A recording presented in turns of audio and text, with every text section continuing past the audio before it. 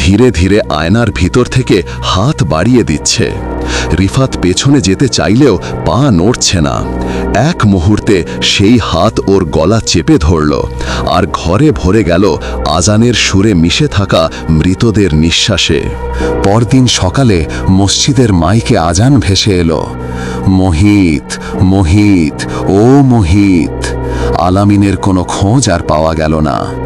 গ্রামের জঙ্গলের দিকে মোহিতের আওয়াজে অন্ধকার আরো গভীর। সকালের হাওয়া ভারী হয়ে উঠেছিল। কেউ জানে না আলামিন কোথায় গেল, তবে একটা ব্যাপার গ্রামের সবাই জানে, আজানটা বদলে গেছে। মোহিত মোহিত ও মোহিত। আজানের পর থেকেই মসজিদের ভেতরের বাতাসে অদ্ভুত এক গন্ধ, যেন পুরনো কবর থেকে উঠে আসা মাটির ঘ্রাণ।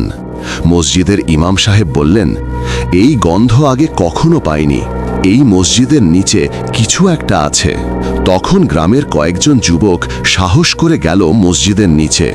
পাথরের মেঝে সরাতেই দেখা গেল এক কালো দরজা, তার ওপর লেখা শুক্রবার ছাড়া খুলবে না। সেই শুক্রবার রাত 4:30।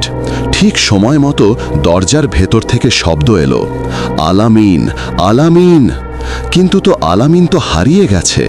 তাহলে এই কণ্ঠ কাদের ডাকে?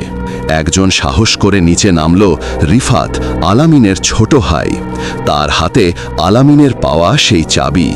চাবিটা তালায় ঢুকাতেই দরজাটা ধীরে ধীরে খুলে গেল, আর বেরিয়ে এলো ঠান্ডা বাতাস, সাথে এক টুকরো কাগজ ভেসে পড়ল রিফাতের পায়ে। যে এই ঘর খুলবে সে হবে পরের আজানের নাম। রিফাতের দাস শিউরে উঠল, তবু সে নিচে নামল। সিঁড়িগুলো নরম, যেন পচা কাপড়ের মতো।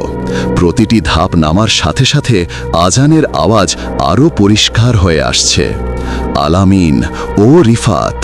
রিফাতের নিঃশ্বাস ভারী হয়ে এলো। ভেতরে ঢুকে সে দেখল মাঝে একটা পুরনো আয়না, ঠিক যেমনটা আলামিন দেখেছিল। কিন্তু এই আয়নায় দেখা যাচ্ছে কেবল আলামিনের মুখ। আলামিন হাসছে, ধীরে ধীরে আয়নার ভিতর থেকে হাত বাড়িয়ে দিচ্ছে। রিফাত পেছনে যেতে চাইলেও পা নড়ছে না। এক মুহূর্তে সেই হাত ওর গলা চেপে ধরল, আর ঘরে ভরে গেল আজানের সুরে মিশে থাকা মৃতদের নিঃশ্বাসে। ভোরের আজান শেষ হলো। গ্রামের লোকজন শুনল এবার নতুন নাম, রিফাত রিফাত ও রিফাত।